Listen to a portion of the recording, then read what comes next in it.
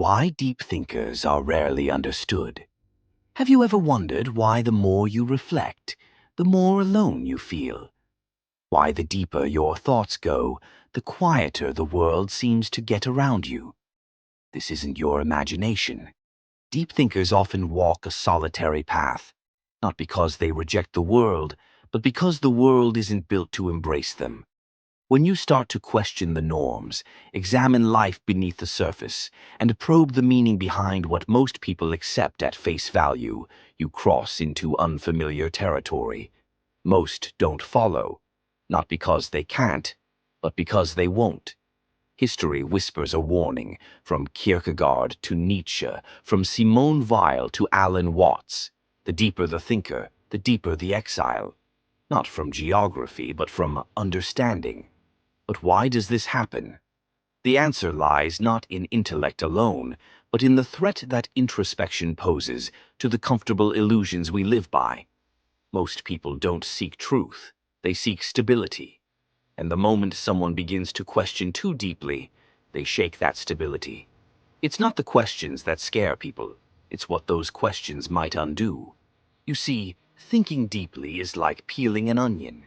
Each layer reveals something raw, something uncomfortable. Most people stop at the outer layer. It's safe, it's simple. But deep thinkers, they keep peeling. And eventually they get to truths that sting the eyes. Psychologists have studied this phenomenon, and they've found that people are more likely to reject a truth that makes them uncomfortable than a lie that lets them sleep at night. This is called motivated reasoning. We don't believe what's true. We believe what's useful to our emotional equilibrium. So when someone comes along who is not playing by those rules, who digs, questions, challenges, they don't just disrupt conversation. They disrupt emotional safety. This is what isolates deep thinkers. And here's the paradox. The more a person understands, the less they are understood.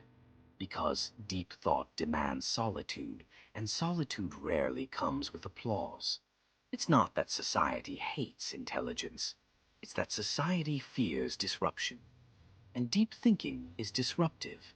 It doesn't arrive with loud declarations. It arrives quietly, but it cuts deep. Even in social groups, this resistance is evident. Imagine someone in a room speaking about the essence of time, or the illusion of self, or the futility of materialism. The room goes quiet, not because the idea is invalid, but because the idea demands effort. It demands reflection. And in a world built on speed and stimulation, reflection feels like friction. In fact, studies show that people prefer certainty over complexity, even when the certainty is false. That's why confident nonsense often wins over cautious wisdom. In the court of public opinion, clarity often trumps truth. This is why we see influencers go viral for saying something that fits in a catchy quote, but rarely for saying something that takes 5 minutes to think about. But deep thinkers, they aren't here for the sound bites. They're not trying to be popular. They're trying to understand. And that makes them dangerous to systems, to crowds, to comfort zones. Even evolutionary psychology suggests that humans are tribal not just by instinct, but by necessity. Fitting in used to mean survival. Standing out, especially intellectually, was seen as a risk. That wiring hasn't left us. So when a thinker steps outside the mental script of the group, people feel that old, primal discomfort. But here's the truth.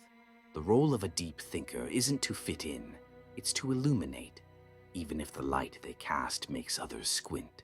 So if you feel misunderstood in your reflections, if you've been told you think too much, or if conversations that interest you bore others, understand this. You are not broken. You are not wrong. You're just seeing things that others are not yet ready to see.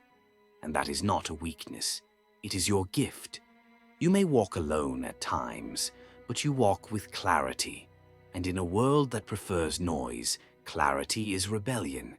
If this message spoke to you, you're likely part of a rare group that values depth over distraction. Subscribe for more philosophical explorations that challenge the ordinary and awaken the extraordinary.